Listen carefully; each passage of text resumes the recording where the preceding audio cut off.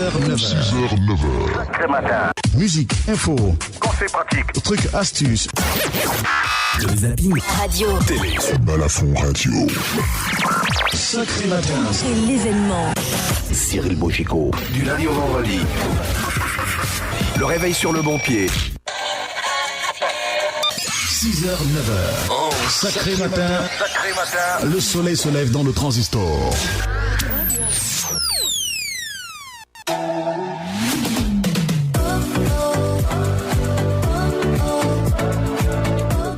Hilaire Zipan et Moussa Ndjoya. Bonjour messieurs. D'accord, monsieur. bonjour madame, comment allez-vous? Bien, merci et vous-même. Ça va. Comment se porte Yaoundé avec les pluies, les inondations? Bon, Yaoundé, c'est le train quotidien. Est-ce qu'il vit à Yaoundé? Les routes qui n'ont pas les trous, les routes qui ont les trous partout. Ah, j'ai cru que vous avez dit qu'il n'y avait pas. Non, je ne suis pas comme un certain ministre. Qui a dit qu'il n'y a pas de trou. Toujours notre quotidien avec les poubelles, malgré toutes les réunions. On a dit que maintenant on va faire les états généraux pour voir comment ramasser ces poubelles-là. C'est prévu le mois prochain. Etc. Je ne sais pas si on va encore faire les états généraux pour voir comment boucher des trous. Parce que tous les trous là, tous les nids d'éléphants là, ça commence à un tout petit trou. Même là, la pause centrale, tout le monde passe par là, on voit, ça s'agrandit. En temps, les gens multiplient les réunions pour voter les budgets. Et puis un jour, ça devient comme là actuellement, devant là on appelle Sonnel Central. Un endroit où personne n'avait jamais imaginé trouver un ravin à cet endroit. Non, il y en a. C'est devenu totalement impraticable.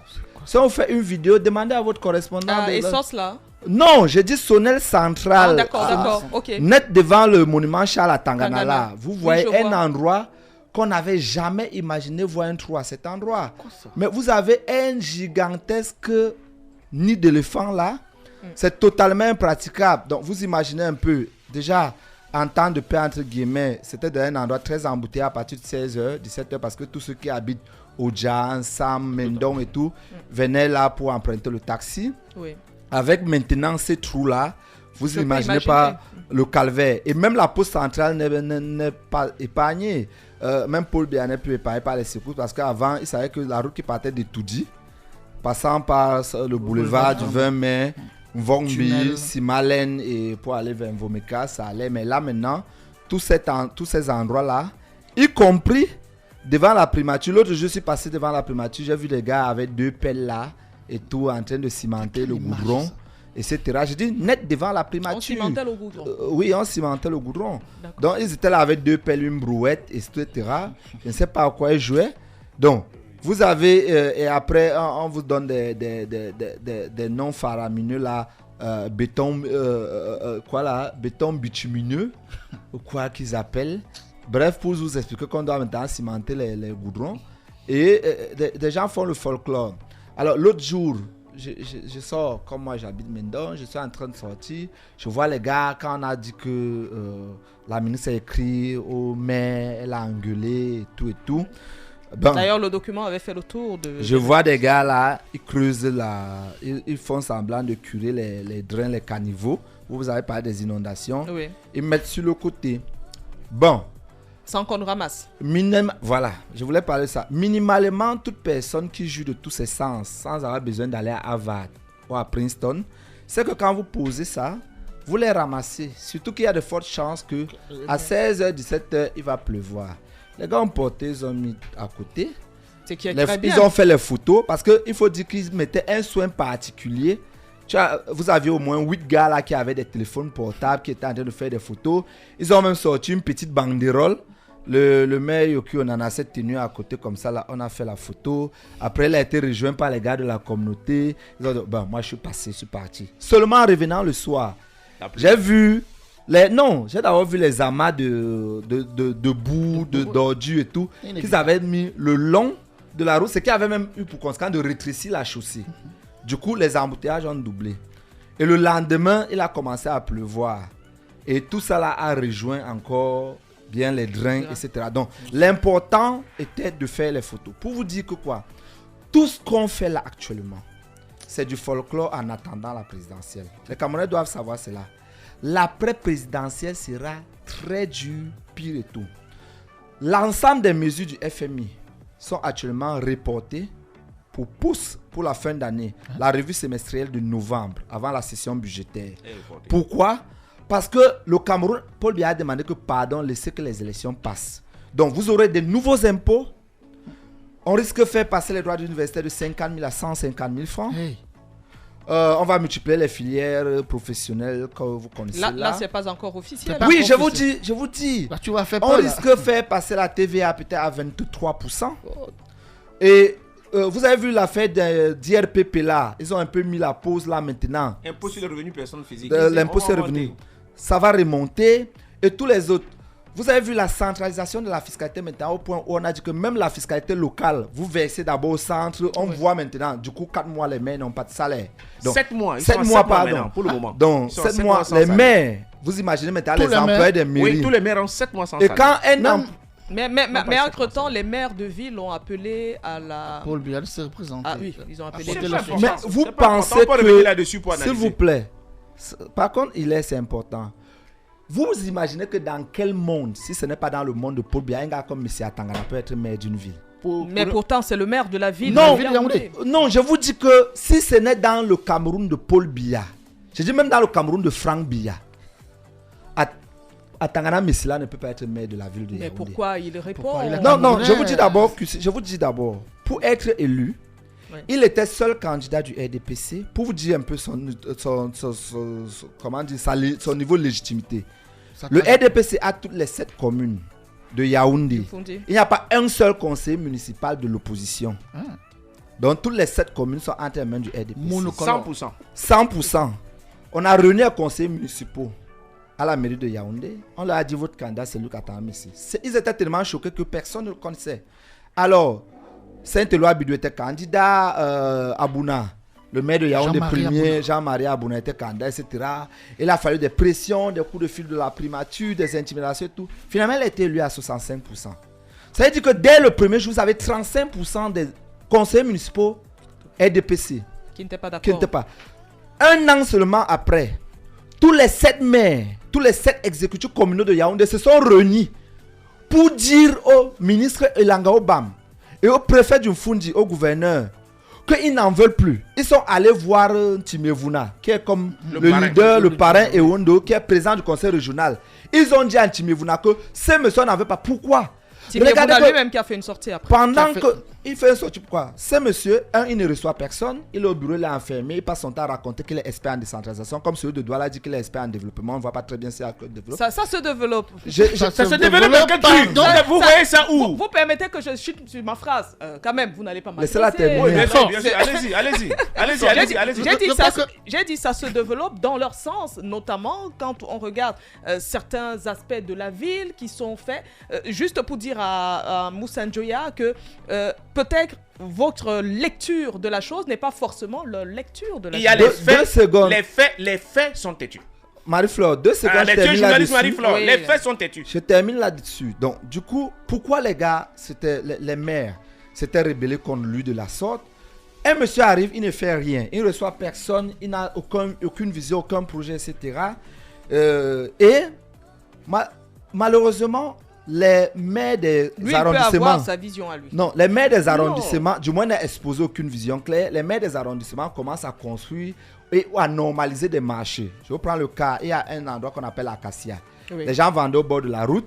Donc le maire de Yaoundé décide de faire des petites boutiques pour encadrer ces vendeurs-là qui venaient vers le carrefour, surtout le soir, et envahissaient le carrefour Acacia, Acacia. aggravant les embouteillages. Même chose pour le maire Augustin Tamba, qui est par ailleurs président du CVC, là-bas à Yaoundé Oyoma 7. Bang, Yaoundé 7, etc., qui essaie aussi de normaliser les expositions et faire des marchés.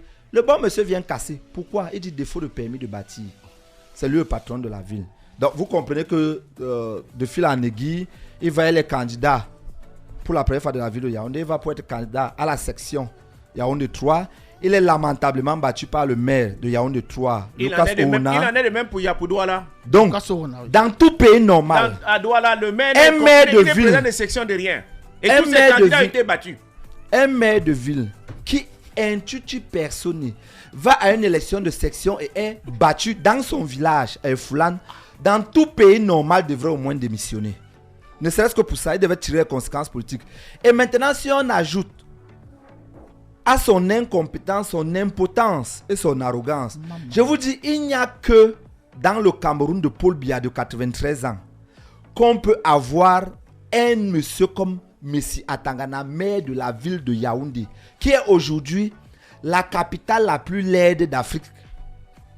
Mais en attendant, dans le camp du RDPC, ce n'est pas la sérénité si on s'en tient aux éléments qui nous arrivent entre pédalage, rétro-pédalage, notamment pour des motions de soutien organisées par le directeur de cabinet de l'honorable Cavaillé Dibri, le président de l'Assemblée nationale, mais également à l'Est Cameroun. Emmanuel Koko a lu notamment cette lettre, un leadership querellé au niveau du chef de délégation de ce parti, le RDPC. Vous n'êtes pas du RDPC, il est RZIPAN, mais il faut préciser que cette actualité amène quand même à s'interroger à quelques mois. Ajouter à Il cela faut dire aux gens que le Onana, MP est la qui est le conséquence. parti d'Hilaire Zipan. C'était le mouvement progressiste à l'intérieur du RDPC.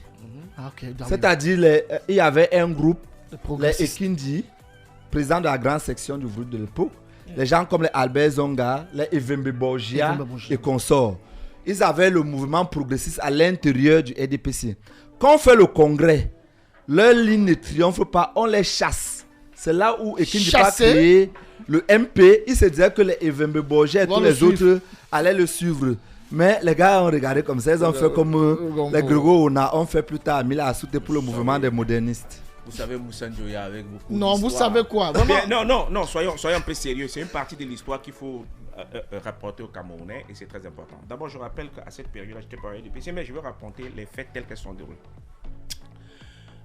Lorsque le président Paul Biya arrive, il décide de changer l'UNC en RDPC. Donc, à ce moment-là, il dit c'est ouvert à tout le monde. Jean-Jacques Ekindi rentre de Paris. Vous savez très bien qu'il a été sous l'arrestation du président Aïdjo.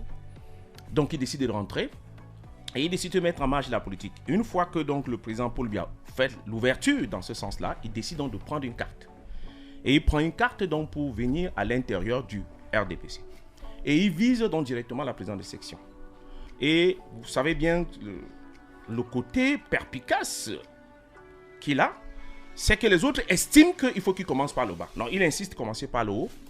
Et il gagne la présidence de la section RDPC face à Albert Zongan, bien entendu, avec l'atout d'un certain nombre de personnes qu'on peut citer aujourd'hui. C'était le gentleman agreement entre Fampou Dagobert qui a appelé à voter pour lui, entre, bien entendu, Moteo qui a appelé pour lui, entre Koloko Levi qui a appelé à voter pour lui, et un certain nombre de personnes d'autres, notamment Garba Aoudou. Donc vous voyez que la collégialité plus doit la France, qui devient donc président de la section du RDPC. Nous sommes en 1985.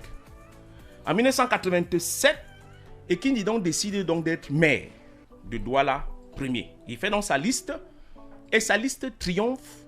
Et le RDPC sort une circulaire à l'intérieur du RDPC pour dire que le maire ne doit pas être, la tête de liste ne doit pas être nécessairement le maire. La tête de liste. Okay. Et donc, ils vont chercher donc Do Priso, qui est donc 34e sur la liste des Kindi de 35, fait de lui maire. Première frustration. Et Kindi continue. En 1988, on fait les élections pour être donc député, naturellement, dans le parti unique. Et on dit que les présidents de section ne peuvent pas être candidats à l'élection à postuler. Curieusement, on a à la Sanaga Maritime, bien entendu, le professeur Méloné, qui est en même temps président de section et qui devient député. Donc, la règle s'applique seulement dans ce cas-là pour Ekindi, en tant que maire et ensuite en tant que député.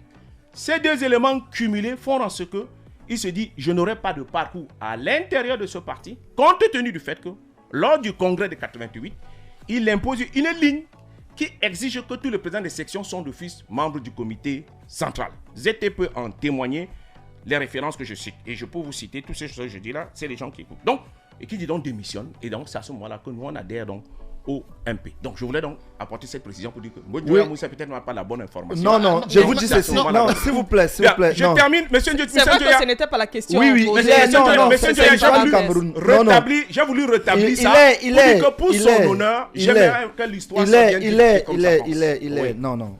Tu as escamoté une partie. Ben, laquelle? Entre En 30 88 secondes. et 90. Oui. il y a un courant progressiste à l'intérieur du RDPC. Oui, mais là, S'il vous plaît, Si, je dis ceci, il y a un courant. Mais je courant. pense qu'Albert Zonga est très précis, il est passé ici à Balafon. Oui. Vous l'avez posé la question. Il y a un il vous a mouvement expliqué la raison. progressiste Voilà, donc, à l'intérieur du RDPC. Un courant C'est des forces Progressiste. Un Courant des forces progressistes. Exact. Comme on a appelé. Exact. Et ce courant des forces progressistes était même davantage porté par un débat beaucoup plus Oui, essentiel bien sûr. sur la teneur du renouveau. Oui.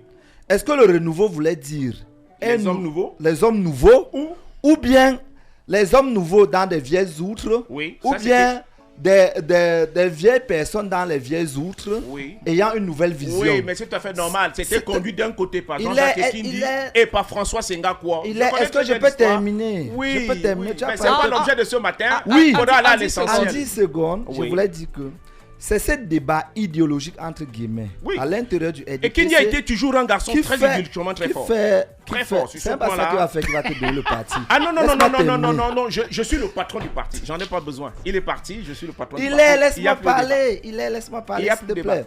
Donc, je veux dire que c'est. Quand J'en vous suis fier, j'ai entendez été formé par lui. hein. le J'en suis très fier. non-mouvement progressiste, Ouais. en fait, c'est une déclinaison plus tard des forces progressistes de l'intérieur du RDPC. Mais le parti aurait pu s'appeler l'AFP, il- Alliance des forces progressistes ou Mouvement progressiste. il est- Donc je connais il- très bien le débat. il termine en il 10 n'est pas secondes. militant, il n'est pas Deuxième militant. chose, Il n'a pas été deuxième militant, chose. il n'est pas militant. Il faut savoir, c'est un peu comme après, il va y avoir le mouvement des modernistes qui va donner la naissance du RDMC de Mila Assouté, l'Assemblée démocratique des modernistes du Cameroun.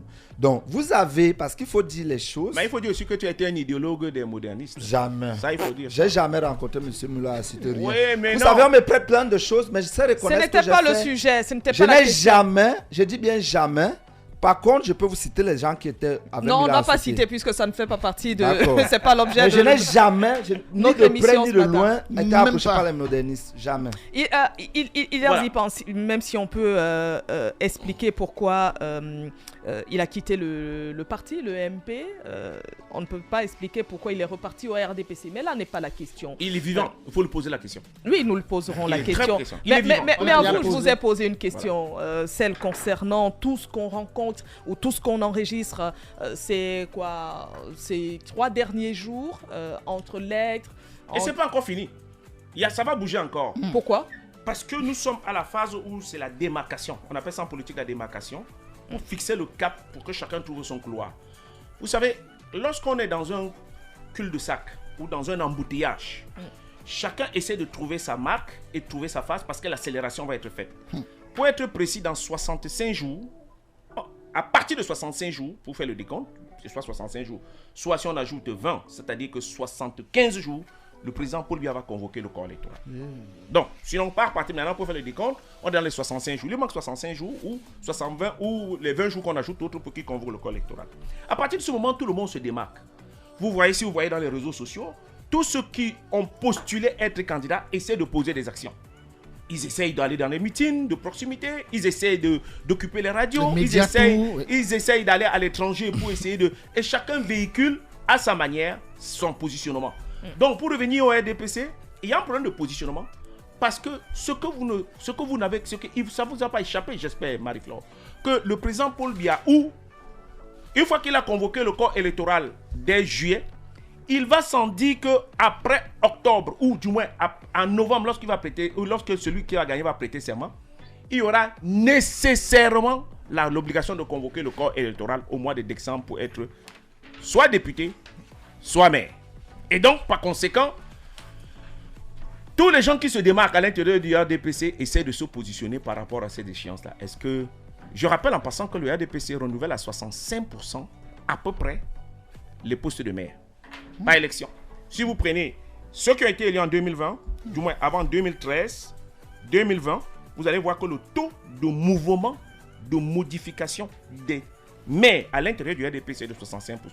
Et il est l'ordre de 28% pour ce qui concerne la députation. Donc tout le monde se positionne pour essayer d'avoir la bonne mesure ou d'avoir le bon position ou la bonne posture afin de se projeter pour être candidat de ce parti-là. Et ça, c'est dans le cas où le candidat Paul Biya se représente. Il se représente Oui. et en plus qu'il gagne. Parce que là, le débat est là. Se représente et qu'il gagne. Mais Et ça, maintenant, mais ça peut ne pas être le cas. oui, il peut ne pas gagner. Et dans ce cas, Et dans ce cas-là, donc, le RDPC, il y aura donc une déflagration interne. Les gens vont se positionner autrement que d'être au RDPC. Et on sait bien ce qui se passait par exemple au Gabon, où on a vu tous les anciens du PDG complètement faire campagne pour Oligui. Et j'ai lu le tweet de Moussa Njoya tout en riant quand il a dit que on a reconduit encore le bongotisme d'une autre manière encore pour 30 ans. Mais je lui ai dit que c'est pas pour 30 ans, c'est pour 50 ans.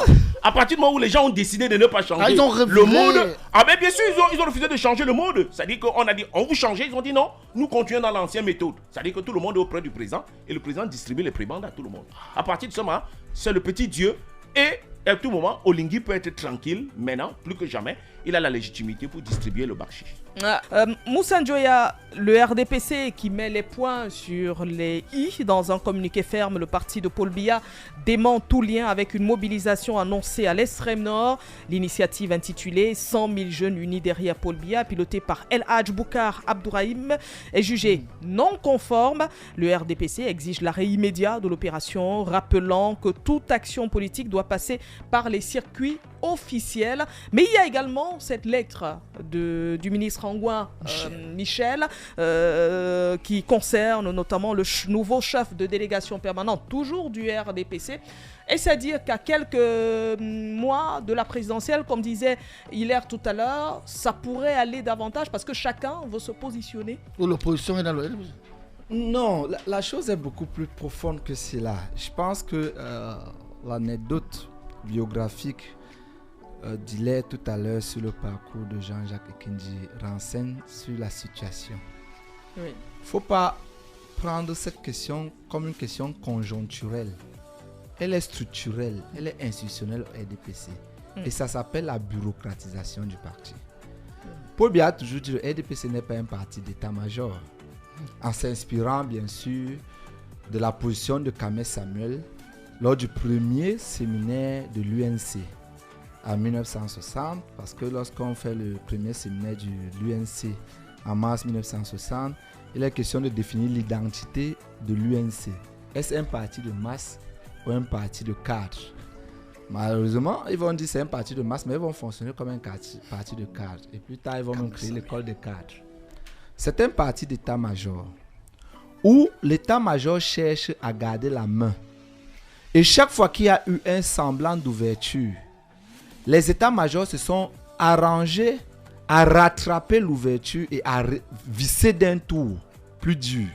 C'est pour cela qu'on va vous dire multiplicité de candidatures internes dans le parti unique en 88, 87, 88. Mais l'état-major va trouver des subterfuges. Je suis en train de mener une réflexion beaucoup plus profonde sur la contre-révolution bureaucratique. Comment est-ce que les bureaucrates, à travers des subterfuges juridiques et administratifs, en arrivent à bloquer tout processus d'autonomisation des populations. Résultat des courses, on parlait des mairies. Vous remarquerez que la situation des villes est pire quand ce sont les maires élus entre guillemets par rapport au temps où c'était les délégués du gouvernement. Oui. Pourquoi? Parce que dans sa panique, la bureaucratie a tellement vissé pour reprendre la main sur ce qu'elle avait peur de perdre, au point où ils ont dépossédé les maires même des pouvoirs que les délégués du gouvernement avaient. Je prenais par exemple le cas de la fiscalité locale tout à l'heure. Oui. Les emplois, les contrats avec les sociétés d'enlèvement d'ordures, etc. On a tout centralisé parce que chaque fois qu'on libère un peu, ils sentent le souffle passer et ils paniquent. Ils vissent alors tellement fort que même les acquis antérieurs, ils les remettent en question. C'est ce qui s'est passé avec le RDPC. 2007 par exemple, avant les élections municipales législatives de 2007, le RDPC procède aux primaires populaires. Vous avez vu ce que Mme Foni a failli avoir à Vourissin avec Simon. La quasi-totalité des parents, épouses, affidés, etc., des pontes du régime ont été balayés. Tant à la tête des sections qu'à la tête des mairies. Leur liste a été éliminée, battue, etc. Y compris Kavaye Djibril, qui avait perdu lamentablement. Il a fallu que face à tout là, il a fallu qu'on l'impose au niveau, c'est Paul Biya lui-même qui dit président de la République. on ne peut pas quand même revenir à l'Assemblée nationale sans cavaille. Vous partez où avec mon cavaille? C'est là où on a ramené son cavaille. Donc, ce qui se passe là, c'est quoi? C'est que il y a des dissonances du fait que les nominations à la tête, tant des délégations départementales que régionales, ont été des nominations essentiellement bureaucratiques, sans aucun assentiment populaire. Joseph Lé Alès est parti de membre suppléant du comité central, a traversé tous ceux qui étaient au comité central depuis des décennies, parmi lesquels Ange Michel Angwen, pour être directement régional. Parce quoi? Pourquoi? Parce qu'il est ministre. Et c'est ce que Kontchou Komi explique dans son article Autocratie bureaucratique en 1984. Il dit, contrairement à ceux qui pensent que c'est le parti qui règne dans les pays africains à parti unique, comme cela se fait dans les pays communistes, c'est plutôt l'administration qui règne. Et le parti n'est qu'un instrument entre les mains de l'administration. Parce que c'est votre position dans l'administration qui détermine votre position dans le parti. Des cas sont patents. Monsieur Balungeli, qui est Ebouné, qui est directeur du cabinet du Premier ministre, c'était un préfet inconnu au bataillon. On nomme le Premier ministre en 2019. Il est fait directeur du cabinet. Élection de 2020, il est à la commission centrale d'investiture. Qu'est-ce qu'il en connaît du RDPC? Lui qui était encore préfet il y a moins de 6 mois. Qu'est-ce qu'il en sait? Donc, c'est cette logique bureaucratique-là. Quand vous allez voir, on est parti à l'ouest. On a laissé les étés qui ont assuré l'intérim de Bobo Ndjoua pendant 3 ans. Tous les caciques du RDPC et consorts qui étaient au comité central, y compris dans le Noun, on allait chercher Ndjimolu Komido en Algérie pour faire de lui président, chef de la délégation régionale. Vous pensez que les Ngouchingela qui financent le parti jour et nuit, les étés, les Quinche, les Nganou Ndjoumessi même qui sont au gouvernement et qui ont financé le parti et toutes les victoires du RDPC pendant toutes ces années, ils vont accueillir Ndjimolu Komido comment? Je ne parle pas de M. Baoro Fadi, Baoro Théophile. Dans la Damawa. Vous revenez délégation départementale. Un département comme la Benue, qui est considéré comme le département le plus peul du Cameroun.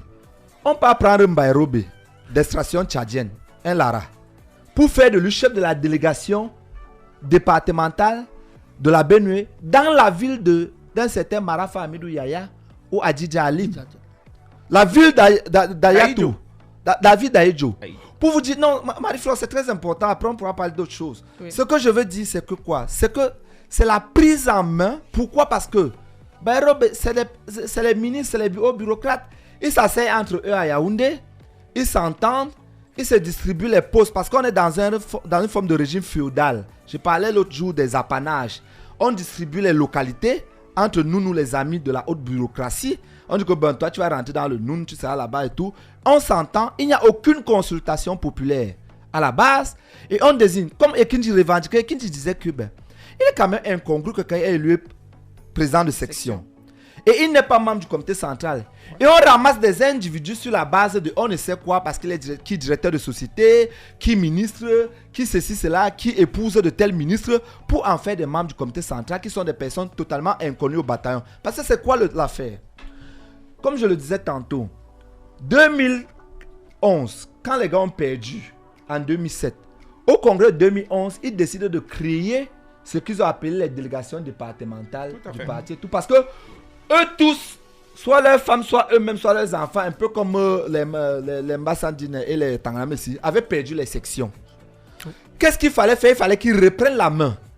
Donc ils ont créé des institutions nommées, des organes nommés, qui chapeautent des organes élus. Et le font à chaque fois. Donc du coup, les présidents de section qui sont élus sont sous les chefs de délégation départementale qui sont nommés. Alors que personne ne les connaît.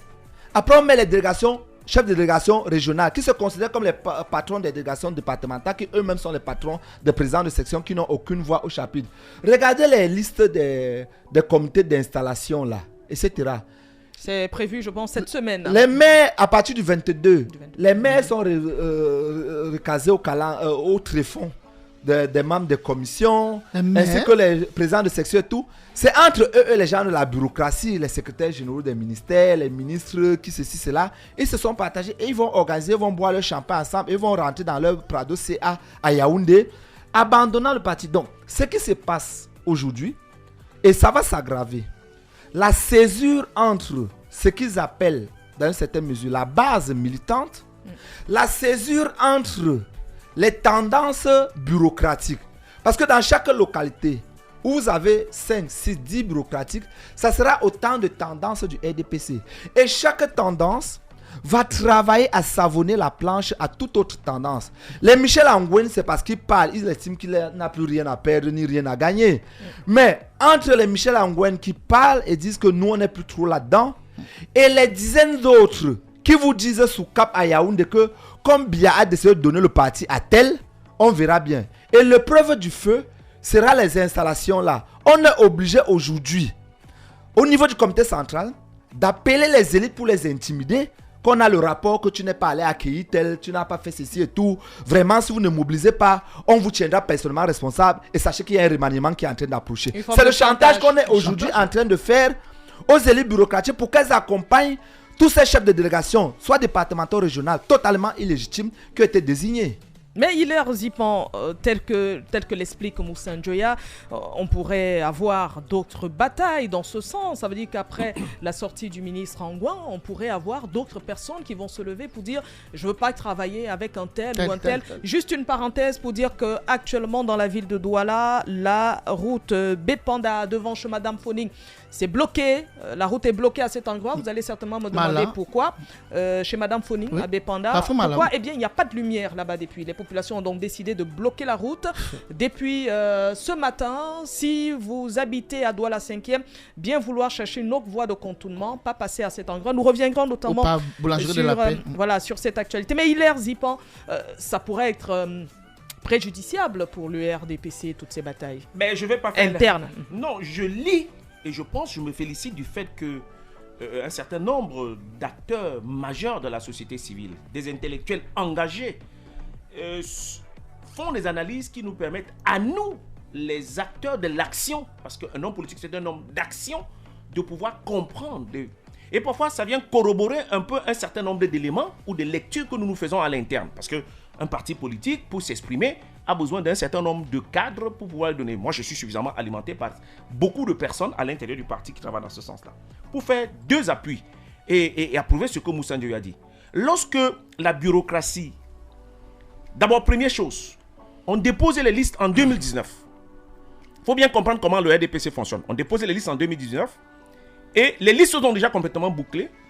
Vous avez un programme de proposition de la manière où vous allez gérer la ville une fois que vous allez arriver.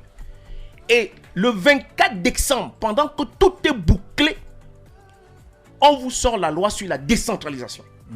C'est-à-dire que le programme que vous avez fait est en adéquation avec le cadre législatif que vous allez trouver.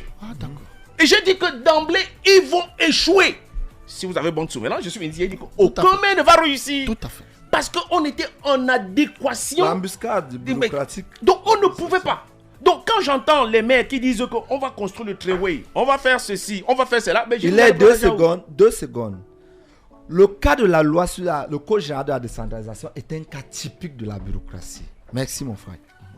C'est-à-dire vous avez 4 personnes qui se sont assis dans un bureau pour écrire cette affaire-là.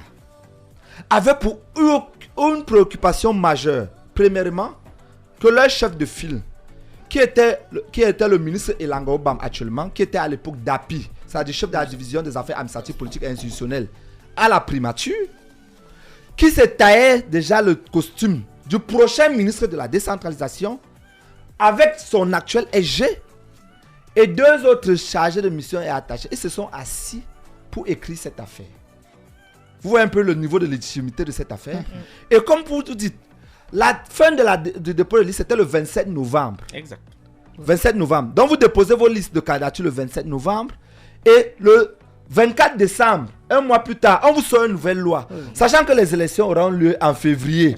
Donc les gars disaient que comme les gens là sont en train de venir là, on voit derrière la configuration, ils partent et vous sortent une loi à une session pour justement barricader la décentralisation. Pourquoi? Parce que ce soit l'AFD, que ce soit le système des Nations Unies, que ce soit l'Union Européenne, leur avait dit que on vous donne un dernier délai pour que vous ayez des maires élus. Pourquoi? Parce que lors de la réunion de l'Association internationale des maires francophones à Casablanca, au Maroc, il y avait eu un choc entre Ketia Koutès et Ntimiévouna. Et Ketia Koutès l'avait emporté sur Ntimiévouna. C'est elle qui avait fait le discours des maires d'Afrique centrale parce qu'elle disait qu'elle est élue. Ntimiévouna est nommée. Tous les gens sont regardés à ça que, mais vous savez encore les maires nommés au Cameroun comment? Lui parle, on dit que non, chez nous on appelle ça délégué du gouvernement. On dit que non. L'association des maires n'a pas affaire au délégué du gouvernement, elle a affaire aux maires, etc. C'est là où, quand on a dit que, ok, par rapport à Ketia Koutès a sorti son discours, Ntimiévouna a dit que donc tu avais déjà rédigé ça, ok. Du coup, le trajet entre Casa et Yaoundé, vous pouvez imaginer l'ambiance. Donc, elles sont rentrées. On leur avait donné cet ultimatum-là. Ils ont dit, ok, on va mettre les maires élus là, vrai, comme les blancs la veulent. Mais on va leur faire ça dur. Les gars alors créent les deuxièmes alinéas partout. Parce que le secret de la bureaucratie, c'est quoi? Le maire de la ville est compétent en matière d'emploi, de budget, de recrutement, de ceci, cela. Alinéa 2, cependant. C'est alors tout le cependant là. Les résolutions concernant les attributions du maire à l'alinéa 1, telles que mentionné à l'alinéa 1 ci-dessous, sont soumis à l'approbation obligatoire et préalable du représentant de l'État, du ministre de la décentralisation et de la primature. Les gars reprennent tout. Donc tu fais un truc qu'ils ne veulent pas là. Tu fais ton budget, tu ne viens pas donner pour le préfet. Il ne te signe pas et ton budget ne peut pas être exécuté. Donc c'est autant de choses. Et ils vont multiplier les superficies comme ça là, etc. Merci beaucoup.